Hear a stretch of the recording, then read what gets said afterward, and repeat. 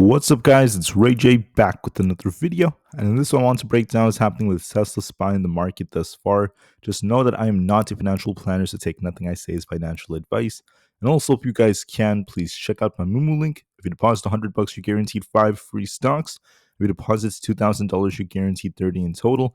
And the offer ends very soon at the end of March. Anyways, as far as Tesla's going, you guys can see there's a downtrend that's been respected so far. And Tesla's not doing a great job at holding above 400. But simultaneously, we have this support holding us very close to 390, and the next support below that's around that 383 area. So it's going to be very, very critical levels for Tesla. As of right now, we're just range bound, and we'll be watching to see throughout the week, will 383 hold for Tesla? If it doesn't hold, this thing could easily dump all the way down to about 370 flat. So we'll see about that.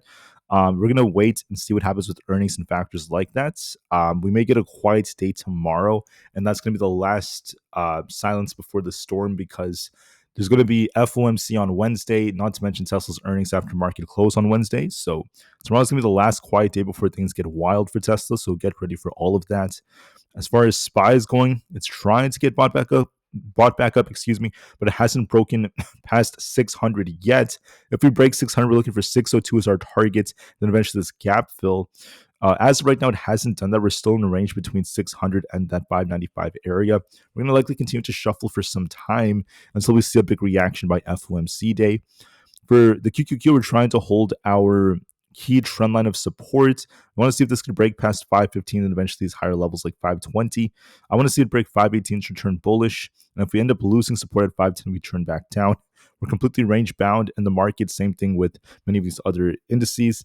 Looking at the Russell 2000, it is stuck between 227 and 225. Been going back and forth all day. Very boring. Not really doing much. If we close below 225 by tomorrow or within the next couple of days off this double top, that would suggest more downsides coming to fill some gaps below. So we'll see about that. ES is very flat as well. The past 4 to 8 hours it's been stuck in this range between 6,000 and about 6,050, going back and forth pretty much all day. So we're still waiting to see, are we going to get some kind of like big bounce to fill this gap above, or are we about to get a rejection? We're waiting to see. We're going to be waiting just to see what the reaction is by tomorrow and after FOMC.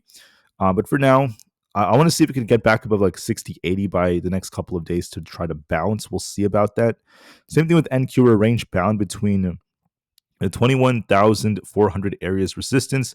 Our support's at 21,000 flats. We've been stuck going back and forth.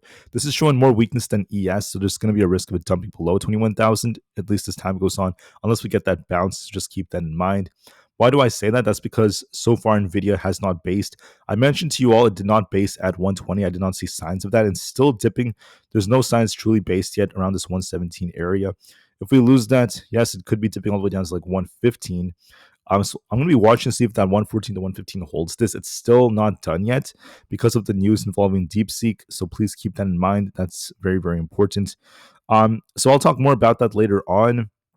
Aapl was showing strength. I wanted to see it close above 230. It's not doing the best at doing that, but overall, nice green day.